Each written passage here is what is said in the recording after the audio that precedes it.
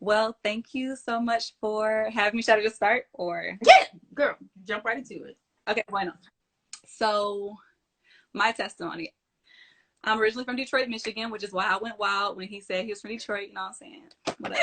Whatever. But originally from Detroit, Michigan. Currently live in Chicago. Was raised in the church, all the way in the church. I went to this church called Word of Faith International Christian Center here in Detroit that is just like a really strong Bible-based church. They taught us so much relevant stuff about, they really taught us the word. They taught us the gospel. They taught us about spiritual warfare. Like they taught us a lot of things from a young age that were super relevant. And I don't really remember coming to faith. I've always believed as long as I can remember. I remember going up for the altar call, but I don't know if that's because I was believing for the first time that time, or if that was one of those, I just want to make sure I'm saved, so I'm going to come up again this time. So I have a memory, but I don't actually know if that's when I accepted Christ or not. But it's always been real for me. It's always been something that I truly believe. And it's always been something that I've been willing to share with others. Growing up, I was like pretty much known as like a good girl, like, you know, church girl, whatever, whatever. I would say like a good girl with a bad streak, but like a very minor bad streak to where my overall reputation, you know, through middle and high school and things was to be the girl that wasn't drinking, smoking, or having sex. But I also wanted to have, I'm a very fun loving person. So I wanted to have fun. I wanted to do my thing. And so I would do things that I probably knew better than to do, but not all the way. You know what I mean? Like I said, I wasn't drinking, smoking, having sex, but I would cuss a little and then go to kids camp and be convicted about cussing, or, you know, I would mess around with some boys and then be like, oh, but I shouldn't. And so I kind of towed that line, but for the most part, aired on the side of, you know, trying to live up for what I thought God wanted me to do. But I pushed the boundary, and eventually that really backfired on me, like for real, for real. Specifically in high school, I dated this guy who was not saved, didn't know God. I dated him and I basically would mess around with him, and eventually it went too far and he ended up like taking my virginity, even though that wasn't what I wanted. And we didn't have as advanced ideas around consent then as we have now. And so I don't even think I fully understood at the time that I was sexually assaulted until somebody explained to me what that means. But that's what happened.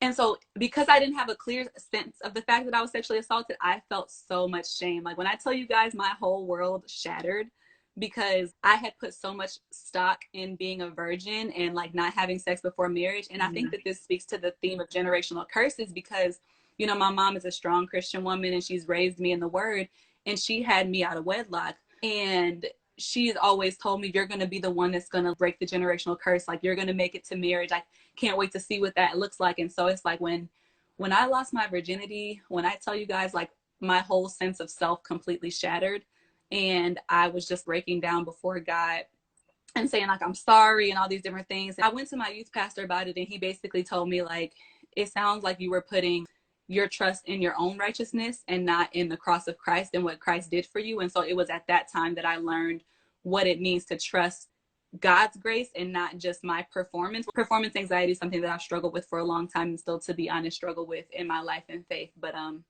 yeah, broke down before God, was so sorry, learned about God's grace, learned about the fact that it's not my works that save me, that make me holy. And, you know, finished off, that was my junior year, was depressed, lost like 15 pounds in a month, had a comeback, got, you know, started to move back towards my future and get my eye on the fact that I was going places and I didn't have to be brokenhearted about this boy. Moved on, had my senior year, got accepted to Princeton, and went off there for college.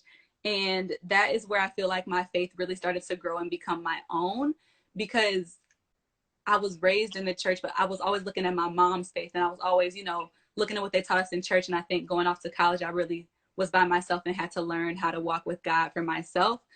And that's when I first started to learn to hear God's voice. I remember at the end of my freshman year, I went to this conference that was about tying your faith with your career and like how you could envision those two things going together. And I realized at that time that I was so stressed and so afraid because I felt like I had this calling from God on my life, but I didn't know what exactly it was. And I was like, how can I accomplish a calling? And I don't know what it is. I just uncovered this fear that weekend. And like that weekend, I went to this church service after the conference. And basically at the service, I had this, for the first time, an encounter with God where he spoke to me in a really memorable way, because they had always told me in church that God could speak to you, but I just never had that experience in that way. And basically he started to give me images during this worship service. One of the images was like sheep, you know, like sheep following a shepherd. And it was just like, if you look at how sheep travel, they don't get a game plan from the shepherd, you know, like, coach, give me the game plan and I'm going to go do it by myself. Like, literally, sheep don't have good eyesight. Like, they literally just follow the shepherd's voice and his rod and his staff step by step. And like, that's how this is going to go. Like, you're not going to have all the answers from the beginning. Like, you have to be able to trust me step by step. Another thing that I feel like God impressed on me was like this idea that what he wanted to do in my life, he was going to do through me. So it wasn't just me doing the thing for God, but it was like God manifesting and living through me. And so it wasn't all just on me. And I think that took off a lot of pressure. Also randomly got this image of like Frankenstein. And to this day, I don't even know if I've seen the movie Frankenstein, but I got this image of like Frankenstein raising up off the table after the mad scientist designed him. And he was like, the same way that the scientist had a purpose in raising Frankenstein to life, I have a purpose in bringing you to life out of sin and out of what you were in. And I'm going to accomplish that just like the mad scientist. Then the preacher started preaching, and there was a verse about, you guys say 4 months till seed time and harvest, but I'm telling you the harvest is ripe among you. It was like something that Jesus said to the disciples. And I feel like God was like, Bree, like, you're saying that after 4 years at Princeton, you are going to go off and accomplish your purpose. So you need to know your major so you can do this, that, and then go accomplish your purpose. And it's like, no, actually, the harvest is ripe among you. Spread my kingdom at Princeton. Like, do my work at Princeton. I have things for you to do in your college years that are going to bring glory to me. So don't just think about your purpose as this future thing that you need to figure out what it is, but like, look around you and see what I'm calling you to now. And so that really infused a lot of freedom into my college experience, because I just would do what I was passionate about. And I got involved in activism and in the Black community, and I was a leader in ministry. And I continued to grow in hearing and learning God's voice even the summer after my freshman year. I won't go into that story because it's a whole nother long story of God speaking and all these things. But basically, I just grew in my understanding of God's voice and his spirit, and learning his word, and eventually learning how to hear his voice, to even be able to speak it to other people, to prophesy, to give people a word in season. And all of that just was a part of my growth process. And I was just in honeymoon. Have y'all ever had a honeymoon phase with God? I was in like a honeymoon phase. And then kind of like when he brought the Israelites out of Egypt, and then I had like a wilderness phase. And when I tell y'all stuff hit the fan, like, dog, it hit the fan. Like, I could not have seen it coming. Like, my sophomore year of college was, I don't want to say hell because hell is real. So it wasn't hell, but it was the hardest season that I've probably gone through. A lot of friendships that I had made in college that I really invested myself in, that I thought God led me to. And this was a big deal for me because I'm just learning how to be led by God. And I'm like, God is leading me, and as long as I follow him, like, it's going to be good. I thought that as long as I followed God, everything would be good. And even though I had been following God, some of the friendships that I invested in, even a romantic relationship that I felt led to, and that I thought that God led me to and led him to me and all this stuff, like, everything hit the fan, spontaneously combusted, ended in really, really painful ways, to the point where I just was so confused and did not understand like what was going on. Like, I was like Mr. Krabs trying to get my bearings out here. Like, it was rough. And I was so mad at God, and I was just like,